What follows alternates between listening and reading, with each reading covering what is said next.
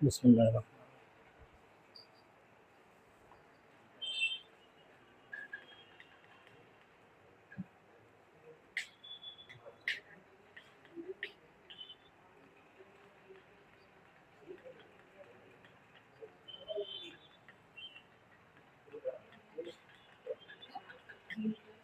देखो टोटल जो है ना, अब सीडीपी जिसके इर्द गिर्द घूम रहा है वो है लर्निंग। ये सब चीजें हमने किसके लिए पढ़े? लर्निंग के लिए। जितनी थेरीज है, लर्निंग क्या है? Permanent change in your behaviour is called as a learning. जैसे मिसाल के तौर पर कोई शख्स को साइकिल चलाना नहीं आता था, उसने साइकिल सीख लिया, अब वो भूल गया है कि साइकिल चलाना, उसने 2 साल नहीं चलाया, उसने 10 साल नहीं चलाया, साइकिल चलाना भूल जाएगा।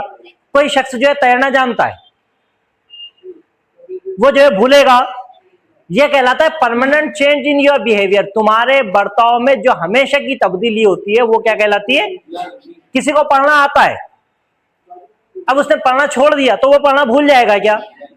ये तुम्हारे बर्ताव में जो तब्दीली हमेशा के लिए होती है वो क्या कहलाती है? लर्निंग। देखो लर्निंग जो है ना विद एफर्ट्स ही होती है, हमेशा इसके लिए मेहनत करना पड़ेगा, अपने आप नहीं होगी, इंटेंशन से करना पड़ेगा, बाकायदा जो है तवज्जो के साथ में सीखना पड़ेगा, तभी जो है ये होगी। ठीक है। दूसरी बात, ये जो है बायोलॉजिकल नहीं होती सिर्फ, it is not merely biological, या इसको मैं क्या बोल सकता हूं? हेरिडिटरी।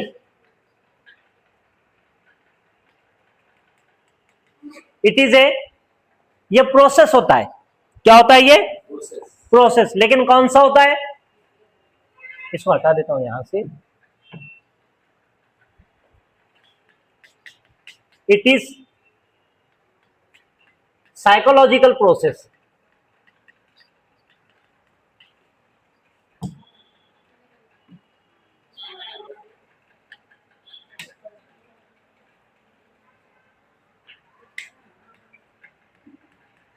हेरिडिटरी को हटा दो, सिर्फ जो है लर्निंग जो है, इसको जो है एक जुमला समझना यहाँ पर।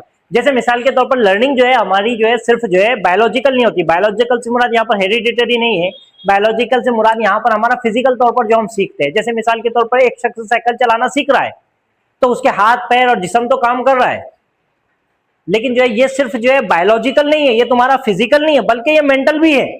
समझ में आया? ये साइकोलॉजिकल भी है। तुम्हारा दिमाग भी तो वो चीज को याद रख रहा है। तुम्हारा जो है muscles and hand and leg coordination कौन कर रहा है? दिमाग से हो रहा है। तो ये जो है सिर्फ तुम्हारा फिजिकल या बायोलॉजिकल नहीं होगा, बल्कि ये क्या होगा? साइकोलॉजिकल भी होता है। अब कैरेक्टरिस्टिक्स ऑफ लर्निंग क्या है? एक मिनट यहां पर एक चीज और नोट करते चलो। लर्न और एक वर्ड होता है अनलर्न।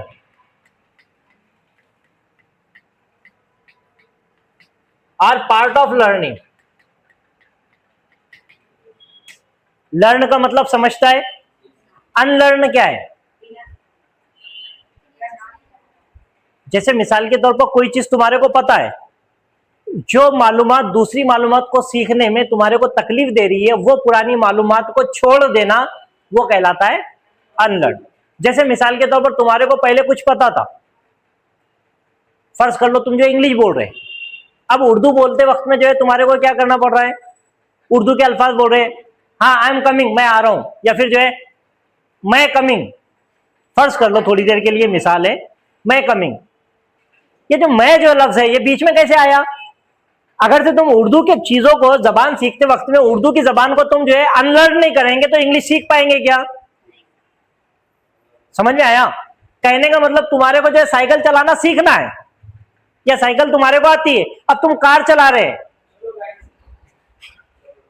रहे, तो उसमें जो है तुम्हारे को उसका बेनिफिट मिल रहा है। अब तुम बोलेंगे कि नहीं मैं साइकिल जैसी चलाता था वैसे भी कार लगा लूंगा, 4 चक्के हटाओ, इसको पैडल लगाओ, रेस की जरूरत नहीं है।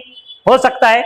लर्न जितना जरूरी है अनलर्न भी उतना ही जरूरी है। मतलब लर्निंग के 2 हिस्से हैं, लर्न और अनलर्न। मतलब नई चीज को सीखना और पुरानी चीज जो तुम्हारे को सीखने में तकलीफ दे रही है उसको हटाना, अपने दिमाग से हटाना, वो क्या कहलाता है?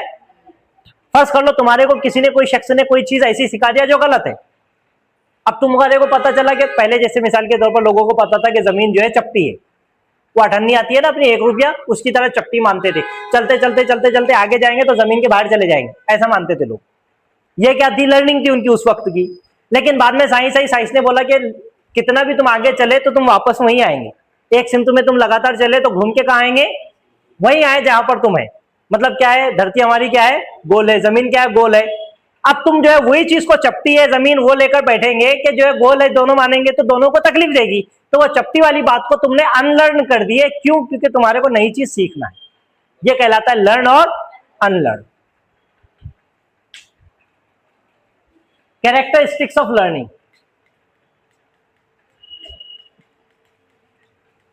लर्निंग की कैरेक्टरिस्टिक्स क्या है? लर्निंग जो है कंटिन्यूअस प्रोसेस होता है। क्या होता है? कंटिन्यूअस प्रोसेस होता है। मतलब लर्निंग जो है लगातार होगी। तुम जो है जब से पैदा हुए, पैदा होने से लिए वोम टू टोम नहीं होता। कहां से कहां तक होता है? Birth to death. पैदा होने से लेकर मरते दम तक ये जो है चलता रहता है प्रोसेस। तो ये कंटिन्यूअस प्रोसेस होता है। दूसरी बात क्या होती है कि ये जो है चेंज इन बिहेवियर। इससे क्या होता है? तुम्हारे बर्ताव में क्या होती है? तब्दीली आती है। मिसाल के तौर पर तुम्हारे को साइकिल चलाना नहीं आता, अब आता, तो ये तुम्हारे बर्ताव में तब्दीली है। तुम्हारे को पहले पढ़ना नहीं आता था, अब पढ़ना आता। पहले बोलना नहीं आता था, अब गालियां देना आता। ये क्या है? बर्ताव में तब्दीली है ना। पहले इंग्लिश के बारे में कुछ नहीं सीखते तो फिर इंग्लिश में क्या सीखते? 2-4 जुमले सीखते हैं जिसमें क्या गालियां ज्यादा होती है। समझ में आया? तो वो क्या है? Change in behaviour. तीसरी चीज ये होती है कि पर्पसफुल और गोल ओरिएंटेड होती है। Purposeful and goal oriented. अब जो है ना पर्पसफुल और जो है गोल ओरिएंटेड का मतलब क्या है? जैसे तुम जो है कोई चीज सीख रहे तो तुम्हारा एक इंटेंशन है, एक मकसद है ना। तुम जो है अगर से जो है साइकिल चलाना सीख रहे, तुम्हारे को नहीं आ रहा है तो तुम्हारा मकसद साइकिल चलाना सीखना है। कार चलाना सीख रहे तो तुम्हारा मकसद है कि मुझे कार चलाना आ जाए। ऐसा होता है कि देखो लर्निंग जो है ना पर्पस के साथ में ही होती है, मकसद के साथ में होती है। एक्विजिशन का मकसद नहीं होता। चलते चलते कोई चीज सुन ले रहे, याद हो जा रही, वो बात अलग है। लेकिन बाकायदा तवज्जो के साथ में, इंटेंशन के साथ में, मकसद के साथ में कोई चीज को सीखना ही लर्निंग कहलाता है।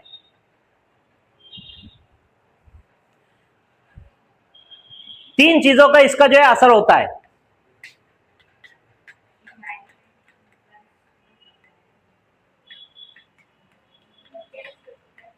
कौन कौन सी चीजों का इस पर असर होगा? ठीक है। दूसरा, और दूसरा कौन सा होगा?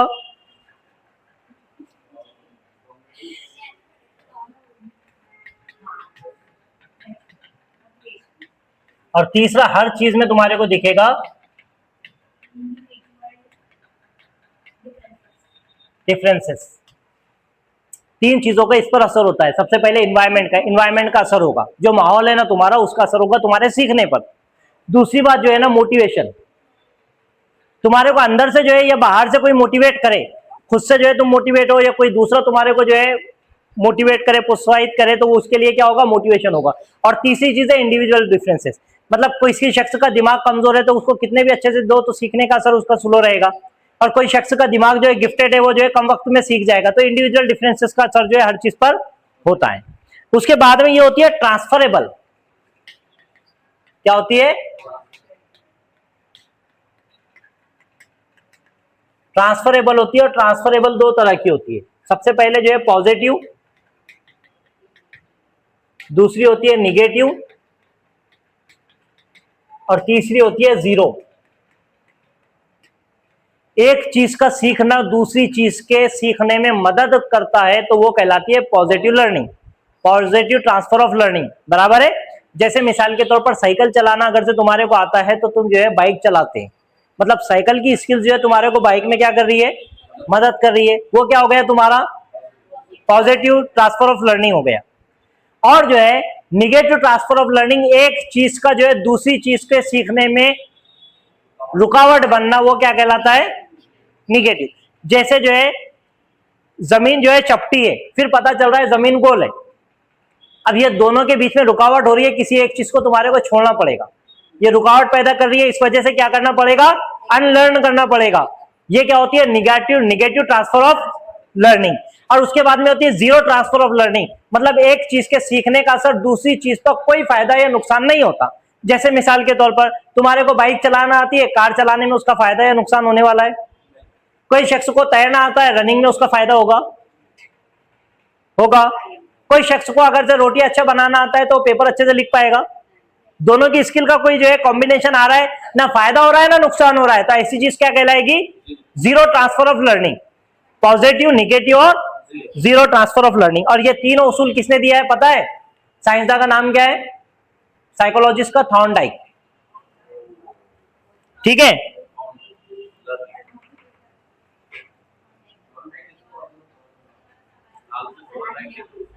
लिख दो लाल से।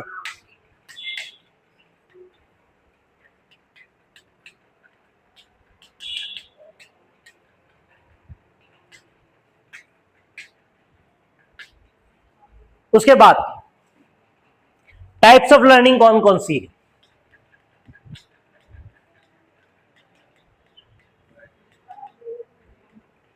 टाइप्स ऑफ लर्निंग जो है तीन है, जैसे मिसाल के तौर पर by nature, by mode, by cognitive. Good. हाँ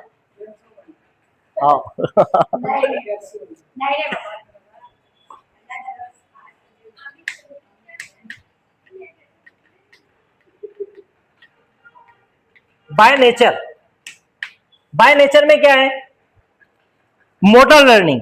मोटर लर्निंग समझता है? ग्रॉस मोटर स्किल और फाइन मोटर स्किल, ये दोनों चीजें जो है तुमने जो है अपने आप सीखे, तुम्हारे को इंटेंशन के साथ में सीखे। चलना जो इंटेंशन के साथ में हुआ था, ये नेचर की कोई जो है ना तुम्हारे अंदर एक, देखो इसी के ताल्लुक से जो है ना पियाजे क्या कहता है लर्निंग के ताल्लुक से पता है? Learners are intrinsically motivated by birth to learn anything. बच्चे जो है ना पैदाइशी तौर पर खुद से मोटिवेटेड होते हैं सीखने के लिए, उनको सिखाना नहीं पड़ता, बल्कि वो खुद से सीखते हैं। तो ये जो है मोटर लर्निंग जो होता है, चाहे ग्रॉस मोटर स्किल, ये पता है ना इसमें कौन सी होती है? ग्रॉस और फाइन मोटर। दूसरी चीज क्या है इसकी? Verbal learning. बोलना जो हम सीख रहे हैं, ये भी जो है हम कैसे सीखे? नेचर से सीखे। समझ में आया? हमारे को ज्यादा एफर्ट्स नहीं लगी। और तीसरी चीज है प्रॉब्लम सॉल्विंग। ये तीन चीजें नेचर ने हमारे अंदर रखी है कि सबसे पहला तो हमारे को जो है मोटर लर्निंग, चलना और हाथ हिलाना या हाथों का इस्तेमाल करना हमारे को सीखना नहीं पड़ता, ये नेचर खुद सिखाती है। दूसरी चीज है वर्बल लर्निंग, बोलना भी जो है हम खुद से सीखते हैं, मतलब जो है नेचर के जरिए से पूरी उसकी शुरुआत होती है। और तीसरी चीज होती है यहाँ पर प्रॉब्लम सॉल्विंग। कोई मुसीबत में तुम फंसे तो तुम्हारा दिमाग खुद ब खुद जो है नई चीजों को जो है अपनाता है और नए नए तरीके बताता है। इसी वजह से जो है आज के दौर में प्रॉब्लम सॉल्विंग मेथड को बहुत ज्यादा अहमियत हासिल है। ठीक है, दूसरा क्या है?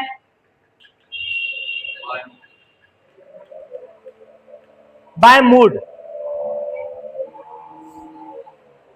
तो पहला है इसमें ट्रायल एंड एरर। किसने दिया था? ट्रायल एंड एरर किसने दिया है? थॉर्नडाइक ने दिया है। ट्रायल एंड एरर क्या है? हम गलतियां करते हैं सीखते हैं, गलतियां करते हैं सीखते हैं, तो वो क्या कहलाता है? बाय मूड है, ट्रायल एंड एरर, थॉर्नडाइक का नजरिया है वो। दूसरा है ऑब्जर्वेशन लर्निंग। ये किसने दिया है?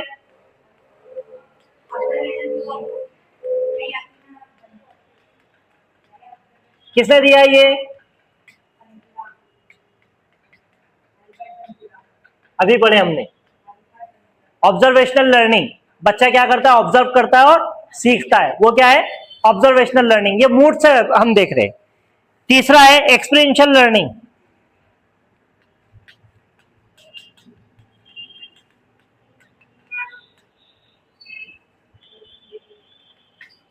और ये तीनों चीजें जो है ना, ये कोल्ब ने दिया है, ये नया नाम है तुम्हारे लिए, लेकिन एक्सपीरियंशियल लर्निंग जो है तुम्हारे लिए नया नहीं। बार बार जो है ना पेडागोजी में बच्चों को पढ़ाने के लिए बोलता है एक्सपीरियंशियल लर्निंग दो, बच्चों को तजुर्बा करो, बच्चा करेगा सीखेगा, करेगा सीखेगा। क्यों करेगा सीखेगा? बाय मूड लर्निंग है। कोल्ब ने जो है इसी को दिया है, क्या? Experiential learning. उसके ऊपर की कौन सी है? Observational learning. किसने दिया है? और ट्रायल एंड एरर किसने दिया है? तो ट्रायल एंड एरर तो आज नहीं चलती है, दोनों को बहुत ज्यादा अहमियत हासिल है अभी के दौर में। अब बच्चों को कैसे तुम सिखाएंगे? तो कंक्रीट एक्सपीरियंस दो। एक्सपीरियंस कैसा होगा? कंक्रीट एक्सपीरियंस का मतलब क्या है? बराबर है। उसके बाद क्या है? एब्स्ट्रैक्ट।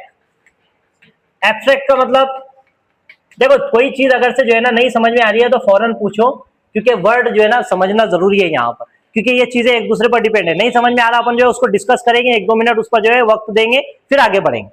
देखो कंक्रीट और एक्सपीरियंस का मतलब ये है कि अपने हिस्सी आजा के जरिए से जो बच्चे को एक्सपीरियंस हासिल होता है वो क्या है? कंक्रीट है। जैसे मिसाल के तौर पर उंगली का स्वाद कैसा है, बच्चे को बताओ मत, इमली बाकायदा चखाओ, ये क्या हो गया उसके लिए? कंक्रीट एक्सपीरियंस हो गया। बराबर। बच्चा बोलता है कि धोखा खाना गलत है, बच्चे को धोखा खाने दो, मजाक कर रहा हूं। बच्चे को जो है ना जैसे ईमानदारी के बारे में बताना है तो बच्चे को ईमानदारी का पता होना चाहिए, खुद एक्सपीरियंस करे बच्चा, वो क्या कहलाता है? Abstract experience. तीसरा होता है रिफ्लेक्टिव ऑब्जर्वेशन।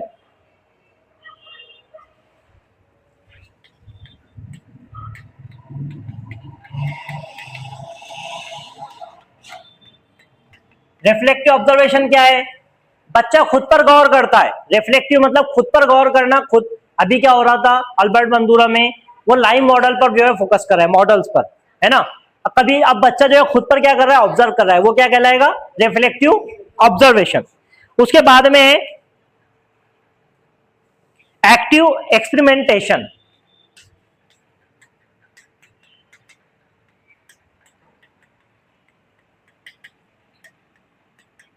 और यह जो है ना पूरी पेडागोजी चल रही है यहाँ पर। हाँ, कंक्रीट एक्सपीरियंस देना चाहिए, एब्स्ट्रैक्ट जो है एक्सपीरियंस होना चाहिए बच्चे को। दूसरा जो है ना रिफ्लेक्टिव ऑब्जर्वेशन है, बच्चा खुद पर जो है गौर खोज करे। और जो है एक्टिव एक्सपेरिमेंटेशन या एक्टिव पार्टिसिपेशन, या बच्चा जो है मिसाल के तौर पर बच्चे को ये मत बताओ कि जो है पानी में जो है हल्की चीज तैरती है, बच्चे के पास में हल्की चीज दो, ये पानी दो, बच्चा खुद देखेगा और समझेगा, वो क्या है? Active experimentation. साइंस में इसी तरह जो है बच्चे को क्या करना है? कराना है। ईवीएस में बच्चे को क्या करना है? बाकायदा चलो, गौर करो, खुद से देखो और समझो, एक्टिव एक्सपेरिमेंटेशन। ठीक है। अब बाय कॉग्निटिव लेवल, अब यहां से जो है ना तुम्हारे को इसके बारे में पता होगा।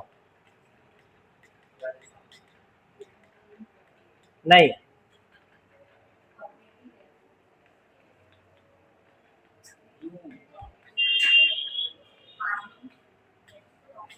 Blooms taxonomy. क्या ये? ब्लूम्स टैक्सोनॉमी कब दिया था इसने? 1956 में दिया था। इसको जो है ना 2001 में क्या किया? रिवाइज किया। 2001 में इसको क्या किए? रिवाइज किए। अभी जो है हम देखेंगे ब्लूम्स टैक्सोनॉमी के बारे में 100% सवाल रहेगा।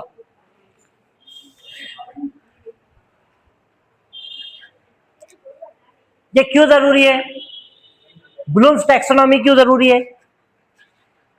ए क्लासिफिकेशन ऑफ लर्निंग ऑब्जेक्टिव्स। क्या ये? Classification of learning objectives that helps teacher to plan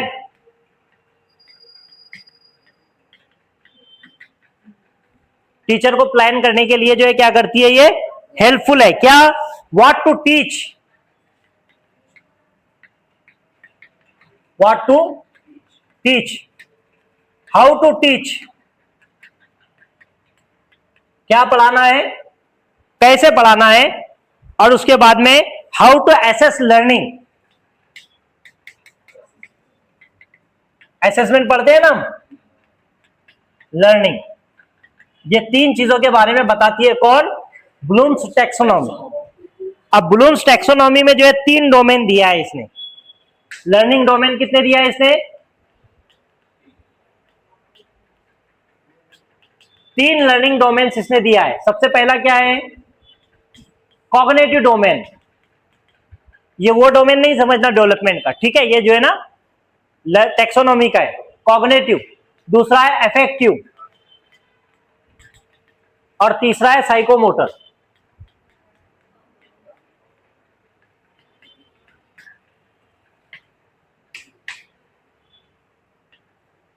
अब जो अफेक्टिव डोमेन क्या है, सॉरी कॉग्निटिव देखते हैं पहले।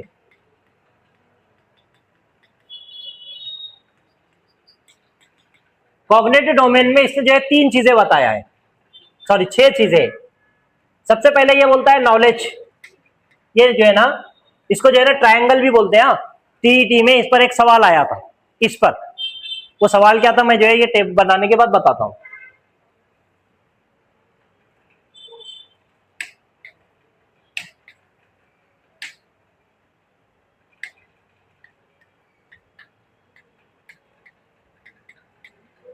एक मिनट, हाँ, इसको इस तरह ना लेते हुए।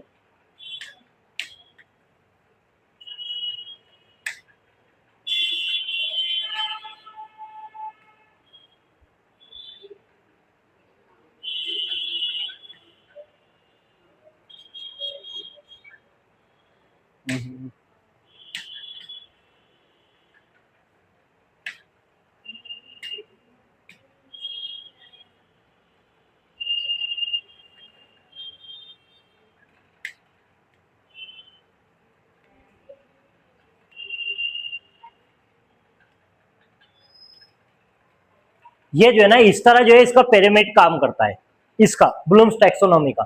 सबसे पहले इस पर क्या है? नॉलेज, ठीक है। दूसरे इस पर क्या आता है? अंडरस्टैंडिंग। तीसरे पर क्या आता है? Application, analysis, synthesis,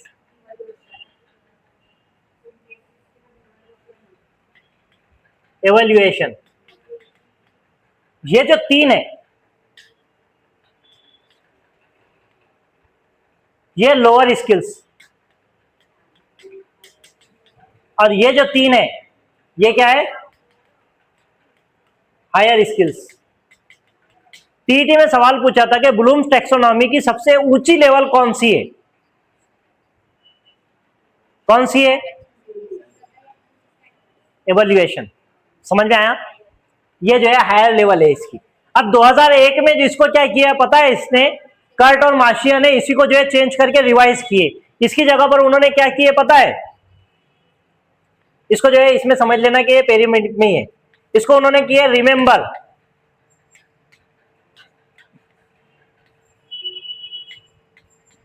understand,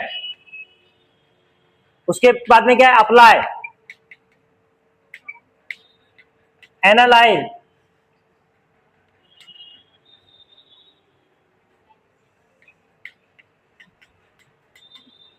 evaluate और क्रिएट। ये कब आया है? 2001 में। किसने दिया है? कर्ट और मार्शिया ने जो है इसको क्या किए? रिवाइज किए। ये जो है नाउन फॉर्म में था, नॉलेज, अंडरस्टैंडिंग। ये जो है वर्ब फॉर्म में। यहां पर जो है एवेल्युएट, सिंथेसिस को हटा के यहां पर इन्होंने क्रिएट किया, और सबसे ऊंची चीज क्या है? क्रिएट है आज की इसमें, ठीक है। पहले क्या थी? एवेल्युएट।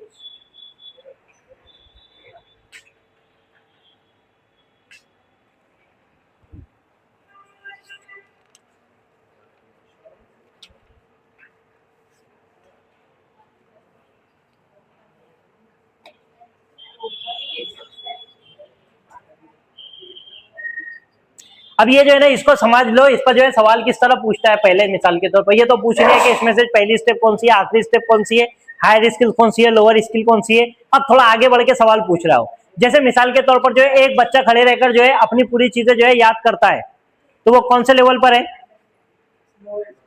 लोएस्ट तो है, लेकिन क्या है, नॉलेज। बच्चा उसको एक्सप्लेन करता है तो कौन से लेवल पर गया, अंडरस्टैंड। बच्चा अपना रोजमर्रा जिंदगी में उसको इस्तेमाल करता है तो कौन सा है, अप्लाई। बच्चा जो है उसको जो है अपने तौर से जो है चीजों को इस्तेमाल करता है, तोड़ मरोड़ के जो है तोड़ता है, तजिया करता है, जो चीज की जरूरत है उसको इस्तेमाल करता है, बाकी को छोड़ देता है, कौन सा है, एनालिसिस। कोई जो है चीज को, अलग अलग चीजों को जोड़कर नई चीज का जो है गठन करता है, मतलब अलग अलग चीजें देखा फिर उसका इस्तेमाल करके कोई एक नई चीज में जो है इस्तेमाल में लाया, क्या है, सिंथेसिस। और जो उसने किया वो अच्छी हुआ या नहीं हुआ वो क्या कहलाता है, एवल्युएशन। समझ में आया। यहां पर भी रिमेंबर है, बच्चा जो है अगर से चीजों को जो है याद करके बता देता है। अंडरस्टैंडिंग, बच्चा जो है उसको समझ के बयान करता है कि हाँ, एक्सप्लेन करता है। अप्लाई, अपनी रोजमर्रा जिंदगी में उसको अप्लाई करता है। एनालिसिस, चीजों को जो है तोड़ मरोड़ कर जो है जोड़ता है, अपने फायदे के लिए उसको इस्तेमाल करता है। एवल्युएट, मैंने जो चीज हासिल की है या नहीं हासिल किया, उसमें अचीवमेंट में जो है कोई कमी रह गई नहीं रह गई, उसका जो एवल्युएशन क्या कहलाता है, एवल्युएट। और उसके बाद में कोई नई चीज की तख्लीक करना, क्रिएट, सबसे ऊंची स्टेप है किसकी, 2001 की ब्लूम टैक्सोनॉमी।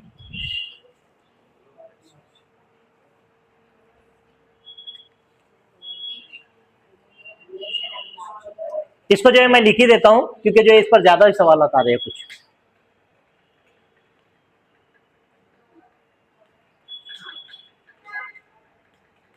रिमेंबर, एक मिनट यहां से चलते हैं। ये क्या है, रिमेंबर, अंडरस्टैंड, अप्लाई, एनालाइज, एवल्युएट और क्रिएट। जब बच्चा जो है किसी चीज को जो है फैक्ट्स रिकॉल करता है, डिफाइन करता है, रिकॉल करता है, डिफाइन करता है, किसी चीज का नाम बताता है, लिस्ट बताता है, तो वो क्या कहलाएगा, कौन सी पोजीशन पर है वो, रिमेंबर की है।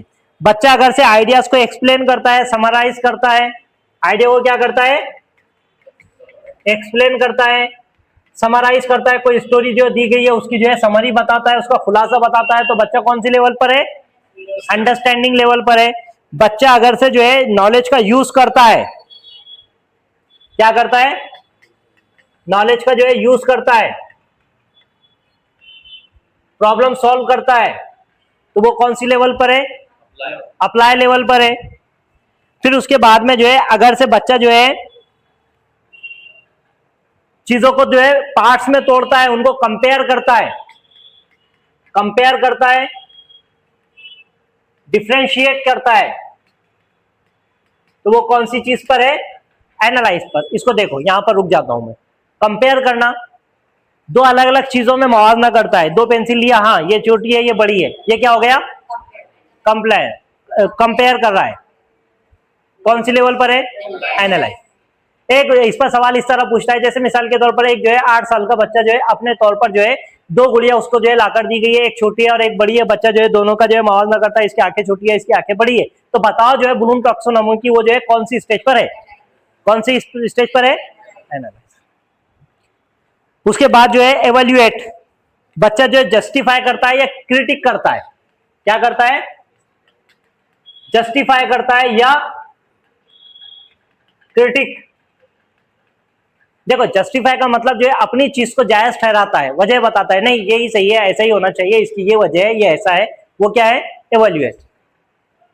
क्रिटिक, किसी चीज पर तनकीद करता है, नहीं ये जो तुमने किया है इसमें जो है थोड़ी मुझे प्रॉब्लम नजर आ रही है, इसको ऐसा नहीं ऐसा होना चाहिए, ये क्या है, क्रिटिक। ये कौन सी स्टेज है, एवल्युएट।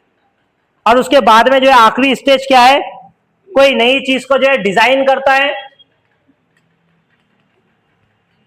या कंस्ट्रक्ट करता है, तो वो कौन सी इस पर है, क्रिएट। जैसे मिसाल के तौर पर एक बच्चे को जो है तुमने बताया कि पानी से जो भी चीज की जो है डेंसिटी पानी से जो है हल्की होगी, पानी की डेंसिटी से जो है जिसकी डेंसिटी हल्की होगी वो पानी पर तैरेगा। बच्चे ने इसको अपने तौर पर एक्सपेरिमेंट किया और एक नई बोर्ड बना लिया, तो कौन सी लेवल पर है, क्रिएट। समझ में आया। बच्चा जो है कोई नज्म लिख देता है, कौन सी लेवल पर है, क्रिएट। यह है ब्लूम टैक्सोनॉमी। अब उसके बाद में अफेक्टिव डोमेन, कौन सा, अभी कौन सा डोमेन देख रहे थे हम, अफेक्टिव डोमेन। अब अफेक्टिव डोमेन की बात जब आती है तो अफेक्टिव डोमेन जो है रिसीविंग, रिस्पॉन्डिंग। अफेक्टिव डोमेन का मतलब समझ में रहा है? अफेक्टिव का मतलब होता है किसी चीज के जो है एहसासात को, जज्बात को, वैल्यूज को, डेमोक्रेटिक वैल्यूज को समझना, वो क्या है? अफेक्टिव डोमेन से। मतलब जो है पहला जो है कौन सा है? कॉग्निटिव लेवल किससे है? हेड से। ये किससे है? हार्ट से, दिल से। समझ में? जज्बात से। तो जज्बाती डोमेन जो क्या कहलाएगा? रिस्पॉन्ड करता है। पहले क्या करता है? अवेयरनेस या लिसनिंग करता है। इसको जो है अवेयरनेस हासिल हो रहा है इससे। क्या कर रहा है? अभी सिर्फ बच्चा लिसनिंग कर रहा है। रिस्पॉन्ड करता है, पार्टिसिपेशन करता है। रिस्पॉन्ड करने का मतलब यहां पर क्या है? पार्टिसिपेशन। फिर उसके बाद में वैल्यूइंग।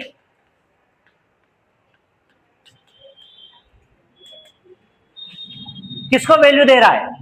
तो वो वैल्यू कैसे देगा?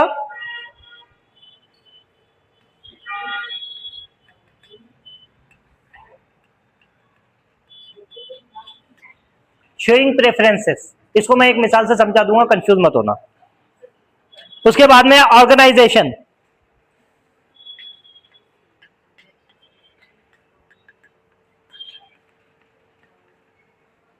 ऑर्गेनाइजेशन, ऑर्गेनाइजेशन में क्या करता है? Integrating value.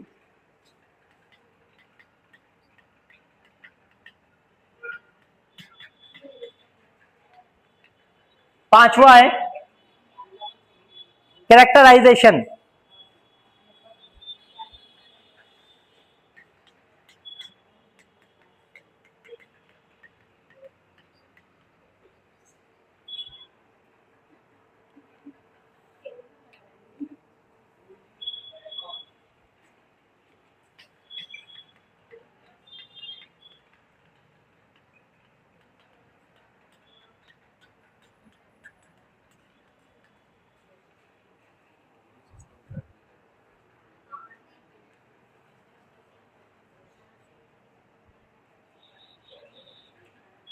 Receiving.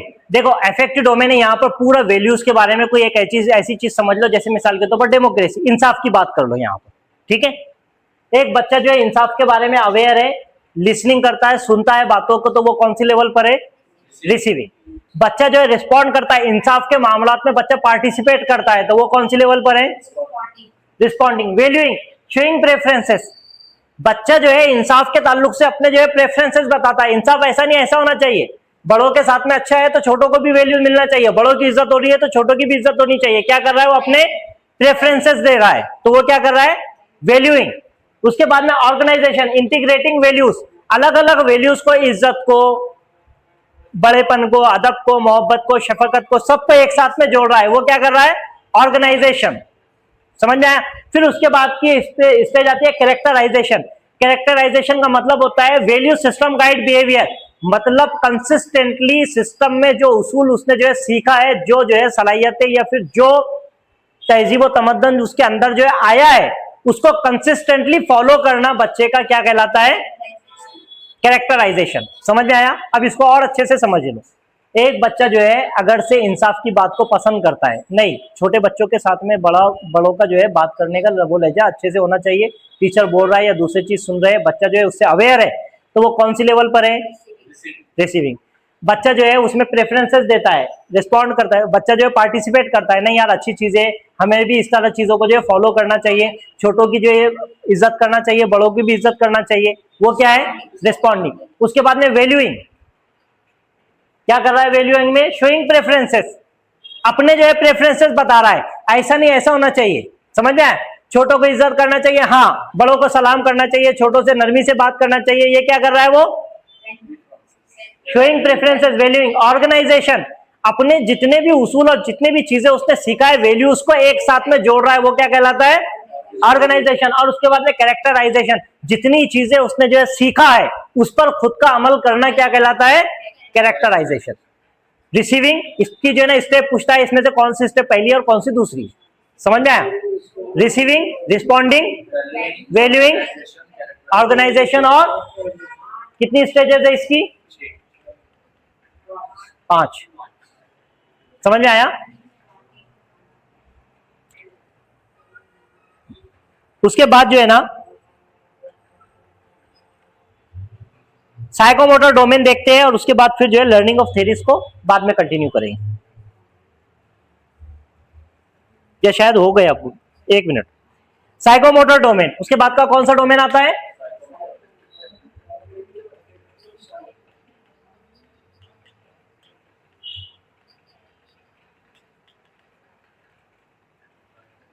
Psychomotor domain, पता है ना साइकोमोटर डोमेन?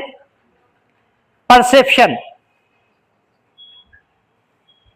पहला क्या है इसमें?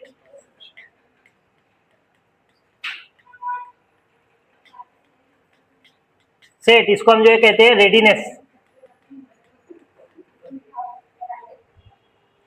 गाइडेड रिस्पॉन्स,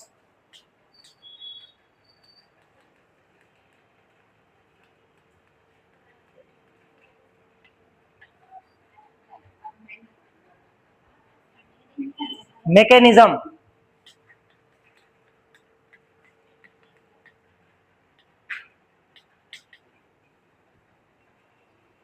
कॉम्प्लेक्स,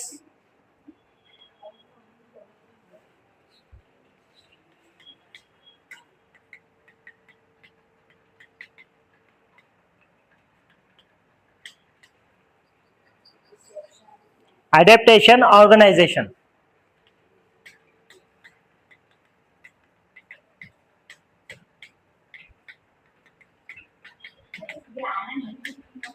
सात डोमेन है। परसेप्शन, साइकोमोटर डोमेन समझता है क्या? ऐसा होगा साइकोमोटर डोमेन, मोटर डोमेन समझ रहा है? तुम्हारे दिमाग का और तुम्हारे जो है ना मसल्स का कोऑर्डिनेशन जो है वो कौन सा है? साइकोमोटर डोमेन है। उसके बाद में परसेप्शन, तुम्हारे दिमाग के ताल्लुक से किसी चीज के ताल्लुक से जो है सीखना है, तुम्हारे अंदर जो है कोई चीज लगन पैदा होती है, वो क्या है? तुम्हारा परसेप्शन है। सेट, किसी चीज को सीखने के लिए जो तुम्हारी तैयारी है वो क्या है? रेडीनेस है, सेट है। गाइडेड रिस्पॉन्स, तुम जो है ना एक कंट्रोल बिहेवियर में जो है तुम एक जो रिस्पॉन्ड करेंगे। इसको मिसाल से मैं समझा दूंगा। एक कंट्रोल रिस्पॉन्स में, जैसे मिसाल के तौर पर साइकिल चला रहे तो साइकिल तुम जो है डायरेक्ट नहीं चलाएंगे, बल्कि जो है कोई तुम्हारे को क्या करेगा? सहारा देगा और तुम जो आगे चलेंगे। वो क्या है? तुम्हारा गाइडेड रिस्पॉन्स है। मतलब कोई तुम्हारे को बता रहा है, जैसे मिसाल के तौर पर कोई शख्स जो है तुम्हारे को इसी को जो है, इसमें लिखना भी आएगा क्योंकि जो है ना ग्रॉस मोटर स्किल में तुम्हारे लेग और पैर और तुम्हारा साइको दोनों आएगा। ठीक है, जैसे मिसाल के तौर पर मैं एक बच्चे को बोलता हूं कि जैसा जो है 26 जनवरी रिपब्लिक डे पर जो है तुम एक मजमून लिखो। अब मैं गाइडेड रिस्पॉन्स रहेगा, मैंने टॉपिक दे दिया, बच्चे वही टॉपिक पर लिख रहे हैं, वो क्या है? गाइडेड रिस्पॉन्स है। मतलब जो एक टॉपिक मैंने दिया, बच्चे उस पर ही करें। मैं बोल रहा हूँ सिर्फ साइकिल चलाना सीखेंगे या सिर्फ तैरना सीखेंगे, ये क्या है? गाइडेड रिस्पॉन्स है। उसके बाद में मैकेनिज्म, अपने जो है मसल्स और हैंड कोऑर्डिनेशन का जो है दिमाग के साथ में तालमेल बैठ जाना, वो क्या कहलाता है? मैकेनिज्म। कॉम्प्लेक्स ओवर्ट रिस्पॉन्स, कुछ ऐसी चीजें होगी जो है एक दूसरे में जो है कॉम्प्लेक्स वे में जो है एक दूसरे के साथ में कोऑर्डिनेट करेगी। फिर उसके बाद में एडेप्टेशन, जो चीज तुम सीख रहे हो उसका तुम्हारा दिमाग और तुम्हारा हैंड में कोऑर्डिनेशन हो गया। अब तुम जो है साइकिल चलाते वक्त में बातचीत करते इधर उधर देखकर भी साइकिल चला सकते हैं, वो क्या है? तुम्हारा एडेप्टेशन। ऑर्गेनाइजेशन, जितनी चीजें तुमने जो है सीखे हैं सबको एक साथ में जमा कर लेना, क्या कहलाएगा? ऑर्गेनाइजेशन। समझ में आया?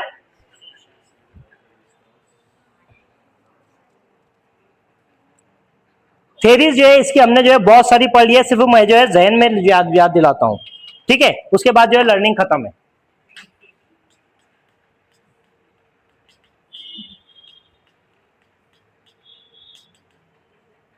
थ्योरीज ऑफ लर्निंग, पहली है बिहेवियर्स थ्योरी।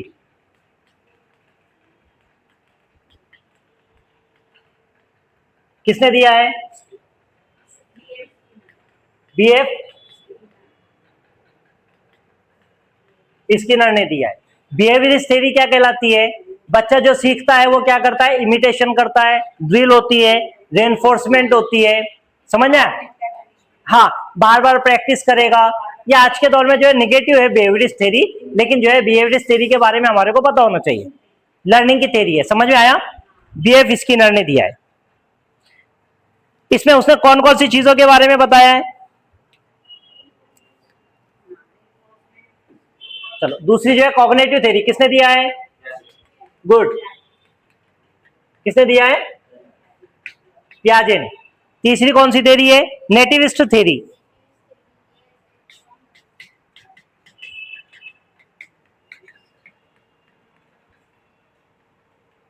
इसको इनबॉर्न थ्योरी भी कहते हैं।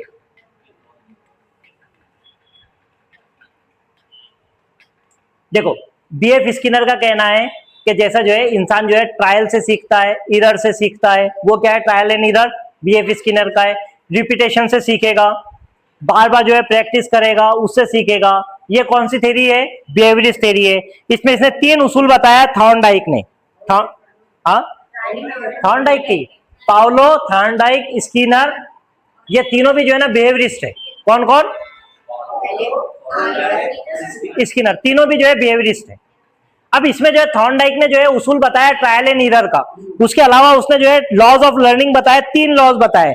लॉ ऑफ इफेक्ट हमारे को आता नहीं है, सिर्फ जो है मैं जबानी तौर पर जो है बोल रहा हूँ, इसके बारे में कुछ भी नहीं पूछता है।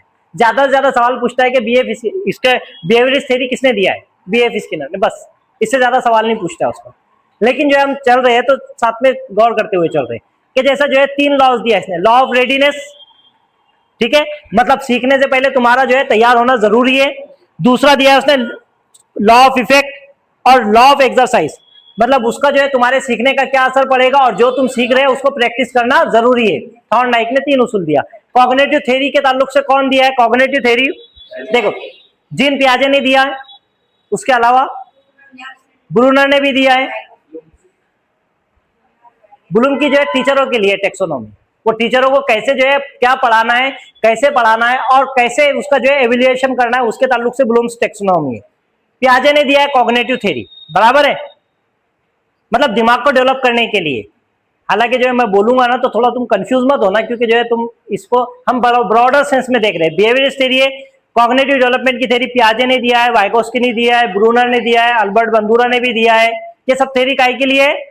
दिमाग को डेवलप करने की थ्योरी है। वैसे तुम पूछेंगे कि कॉग्निटिव थ्योरी किसने दिया है, तो सिर्फ जीन पियाजे, ठीक है। अब नेटिविस्ट थ्योरी क्या है? नेटिविस्ट थ्योरी दिया है नॉम चॉम्स्की ने, अभी जो है इप्सिन फाइल में भी उसका नाम आ रहा है। नेटिविस्ट थ्योरी, नेटिविस्ट थ्योरी क्या है? ये बोलता है कि इंसान के अंदर एक जो है कुदरती सलाहियत होती है बोलने की, उसको बोलता है वो इननेट एबिलिटी टू स्पीक। हमारे अंदर पैदाइशी जो है एक सलाहियत होती है, हमारे दिमाग के कुछ हिस्से होते हैं, वो एक होता है ब्रोकाज एरिया और एक होता है वर्निक्स एरिया। ब्रोकाज एरिया हमारे बोलने के लिए जिम्मेदार होता है, वर्निक्स एरिया हम जो सामने वाला बोल रहा है उसको जबान को समझने का काम कौन करता है? Wernicke's area. ये दोनों एरिया करते हैं। इसके बाद इसने जो है कंसेप्ट दिया है लैट का। क्या कहलाता है लैट? लैंग्वेज एक्विजिशन डिवाइस, कि इंसान का दिमाग जो है पहले से ही जो है डेवलप होता है जबान सीखने के लिए, बराबर। क्योंकि जो है जबान हम सुनते हैं तो बोलते हैं, जानवर भी तो कई सालों से हमारे साथ में रह रहे हैं, वो क्यों नहीं बोलना शुरू कर देते? किसका कहना है? Noam Chomsky. इसको कहते हैं नेटिविस्ट थ्योरी। तो 3 तरह की थ्योरी इसने दिया है। कॉग्निटिव थ्योरीज में कौन कौन से आ गए?